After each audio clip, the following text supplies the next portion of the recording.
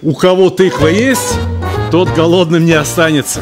Особенно, если он не пропускает ни одного выпуска нашей программы о вкусной и здоровой пище. Я Сталик Ханкишиев. Сегодня покажу вам, как готовить манты из тыквы, лука и буквально 2 ложек топленого масла. Сотейничек на плиту и в сотейник много лука. Ну, манты блюдо такое. Манты блюдо, в котором должно быть много лука. Но здесь этот лук припускается. Мы накроем лук крышкой. Лук будет выделять сок. Сок будет кипеть. Образуется пар. Лук станет мягким, нежным и потеряет свой навязчивый привкус. Ну а пока пойдем тыкву нарезать. От этой тыквы было дело, я уже взял 1 кусочек и приготовил замечательный суп-пюре. Кто пропустил этот выпуск, идите в мои социальные сети и обязательно посмотрите. А вот из этого спелого, хрустящего куска тыквы получится отличная начинка для мантов. Некоторые люди ошибочно предполагают, будто манты – это множественное число от названия изделия. И как же назвать вот эту одну мантушечку правильно-то? Мант? Манта? Нет. Манты, так звучит название этого блюда в тюркских языках, в которых множественная форма образуется совершенно по-другому, прибавлением различных суффиксов, например, лар, тар, тер и так далее. Одним словом, манты, их должно быть много, а об одной штуке даже и говорить не стоит. И вот я совершенно точно знаю, что русскоязычные жители Казахстана непременно придут меня поправлять. Они будут говорить не манты, а манты. В тюркских языках ударение ставится всегда только на последний слог. Ну, не бывает города Самарканд, бывает город Самарканд, и блюдо должно называться манты. Так говорю я, Сталик Ханкишиев. А лук не забыли помешать? Ого, сколько сока! Тем и лучше. Начинка тоже получится сочнее. Тыкву для начинки хорошо бы нарезать тоненькими ломтиками, чуть тоньше, чем мы нарезаем морковь для плова.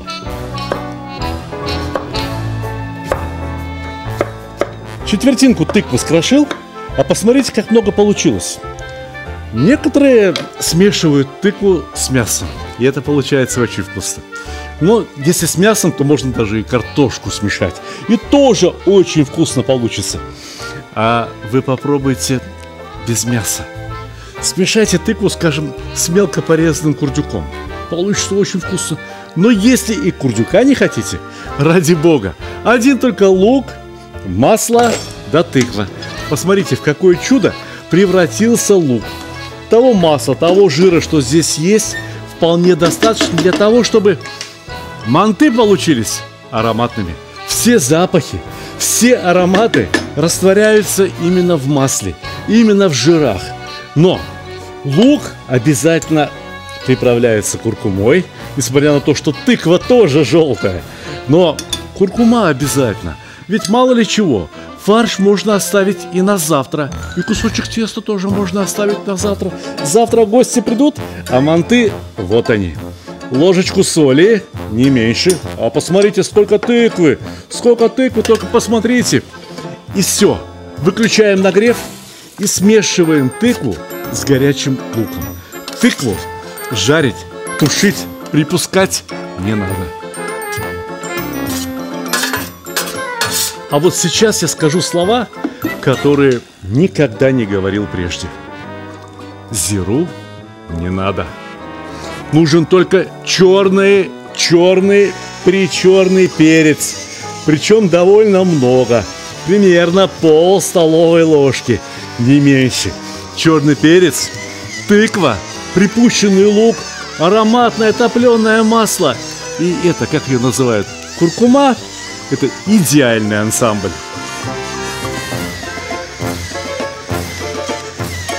Все, начинка готова. Занимаемся мантами. Раскатываем тесто. Рецепт теста я вам сейчас расскажу. Вы видели, как работает миксер, тестомес? Вот точно так же берете миксер, либо тестомес, либо чистые золотые руки и замешиваете тесто из 3 стаканов муки, 1 стакана крахмала, 420 грамм воды, 1 яйцо и чайная ложечка соли. Вот и все. Вот и весь секрет теста. Полежало минут 40. Посмотрите, в какое чудо превратилось. Супер тесто! Тесто раскатываем в колбаску, а колбаску нарезаем шайбочками. Готовые сочни убирайте в целлофан, чтобы не высохли, и начинайте раскатывать. Вы манты какого размера любите? Вот моя жена любит помельче, а я люблю покрупнее. Ну, такие, чтобы, знаете, с кулак были. А жена говорит, они же в мантышнице все равно разбухают. Да, это надо учитывать. Манты, хорошие манты в мантышнице разбухают. Но сначала тесто надо раскатать потоньше. Но слишком сильно этим увлекаться не стоит. Нет, необходимо, чтобы было разумное сочетание между тестом и, собственно говоря, самой начинкой. А не одна только начинка в тоненькой оболочке из теста. Так вкусно не будет. Манты – блюдо семейное. Хорошо, когда кто-то раскатывает, кто-то лепит, кто-то начинает варить. Но в любом случае, с раскатанным тестом хорошо бы поторопиться. И еще один момент. Не надо слишком много начинки класть в манты. Дело в том, что начинка у нас влажная, и рано или поздно она вскипит. Пар раздует манты. Если начинки будет слишком много, то манты могут и лопнуть. Что же касается лепки мантов, то способов существует ровно столько, сколько есть казахских семей, узбекских семей, киргизских семей, таджикских. Словом, везде, где готовят манты, плюс еще один, как у соседской женщины. Потому что соседка непременно лепит манты как-то по-своему. Я мужчина. Я леплю манты очень просто. Самым простым защипом. Идите сюда, я вам покажу подробнее. Слепили 2 края, а потом торцы. И вот эти хвостики между собой. Не сомневаюсь, что даже среди моих зрителей найдутся женщины, которые могут лепить манты гораздо симпатичнее и гораздо быстрее меня. Но дело ведь не в том, что кто-то умеет это делать лучше. Самое главное, чтобы это сделали вы у себя дома, для своей семьи, порадовали. Манты на решетке не надо укладывать слишком плотно. А прежде чем их укладывать на решетку, их необходимо смазать растительным маслом, чтобы они не прилипли к решетке мантышницы. Вода для приготовления мантов должна кипеть очень бурно, очень сильно, иначе манты не получится. Но на хорошо кипящей воде манты приготовятся, даже если не с мясом, минут за 25. А с тыквой, где начинка практически готова, и вовсе за 12-15 минут. Дольше ее держать не стоит. Чем тоньше тесто, чем мельче манты, тем быстрее они приготовятся. Но, как я уже сказал, от 15 минут до 30. У меня тесто достаточно толстое, я должен вас предупредить.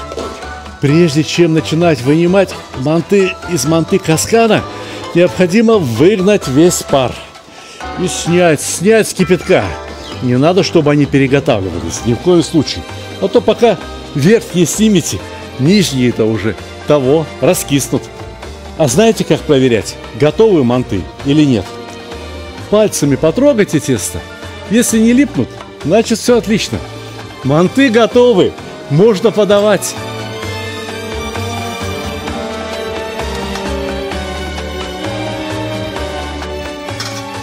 Чтобы манты не слиплись один с другим, чтобы они выглядели повеселее, повкуснее, манты необходимо смазать кусочком сливочного масла.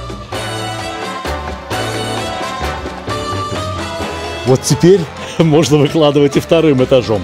А так сложишь одну партию мантов на другую, они и слипнутся. Манты готовы. На этом, в принципе, можно было бы пожелать вам приятного аппетита. Но я точно знаю, что очень многие хотели бы заглянуть внутрь. Ну как же там начинка получилась? Идите сюда, все покажу.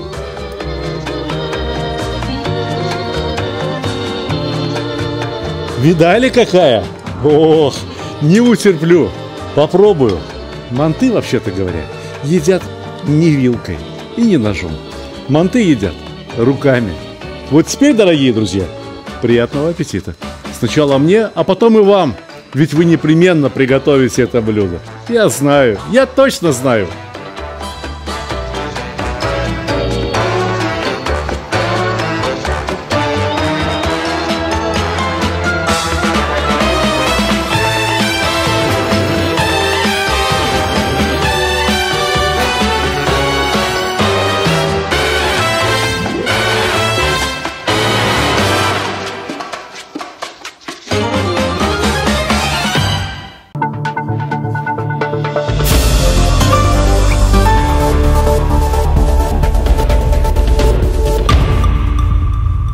Меня зовут Сталик Ханкишиев. Если вы смотрите это видео, то это значит, что перед вами моя новая книга. Встречайте! Пожалуйста, не удивляйтесь, что обложка у этой книги практически черная. Внутри она переполнена яркими красками. Новые книги и журналы я пролистываю, начиная с последней страницы. Разглядываю иллюстрации. Десерты, целый баран на вертеле, шаурма, необычайно вкусные котлеты с роскошным пюре, рассказ о великолепном мясе для стейка и шашлыка, о том, как выдерживать мясо. О, самса! 420 страниц с великолепными блюдами, чебуреки, ароматные говяжьи ребрышки под соусом и универсальное блюдо в казане, которое получается у любого под названием басма. Невозможно обойтись без цыплят табака и самого вкусного блюда из рыбы – буглама, а также великое блюдо хаш и всеми любимый лагман. Несколько статей, без которых невозможно понять значительную часть моей кухни. О каурме, о топленом масле, ну и, разумеется, популярные и любимые пловы, шашлыки, самая прозрачная и ароматная шурпа, а также хаш, который легко превращается, в самый вкусный русский холодец. Так кто же тот гениальный редактор, который в точности знает вкусы моих читателей и зрителей? Такого человека нет ни в одной редакции, потому что никто, кроме вас самих, не знает ваши вкусы настолько точно и убедительно. Это вы, коллективный редактор моей новой книги. На моем канале в Ютубе опубликовано более 800 рецептов. Я взял лишь каждый 10-й рецепт, а выбирал, судя по количеству просмотров, по лайкам и количеству подписчиков, которые собрал каждый рецепт. И что же это? Обычный сборник рецептов? Нет, читая эту книгу, вы изучаете кулинарную науку. Не зубрите граммы и минуты, а учитесь понимать смысл каждого кулинарного действия, изучаете законы природы, физики и химии, которым подчиняется приготовление еды. Каждый рецепт – это полезный урок, пройдя который вы получаете знания, позволяющие готовить гораздо вкуснее по любым рецептам, потому что постепенно, шаг за шагом, вы становитесь знатоком кулинарии. А еще на каждом рецепте QR-код, ведущий на видеоролик. В рецептах много текста не потому, что они сложны в приготовлении, а потому, что они детально проработаны и изложены максимально подробно. Вы узнаете все о тесте, фарше, начинках, как выпекать в тандыре и в духовке. Плохой учитель музыки заставляет зубрить пьесы, а хороший учит понимать музыку, легко исполнять любые произведения и даже сочинять новые мелодии. Эта книга именно такая. Здесь собрано 75 рецептов, которые научат вас кулинарии, сделают вашу жизнь вкуснее и заставят стать счастливее. Приобрести эту книгу можно только на сайте stalik.ru. Интернет-магазин stalik.ru является эксклюзивным продавцом этой книги. Зато вы можете заказать ее и с автографом, и в подарок вашим друзьям, и с доставкой точно по адресу.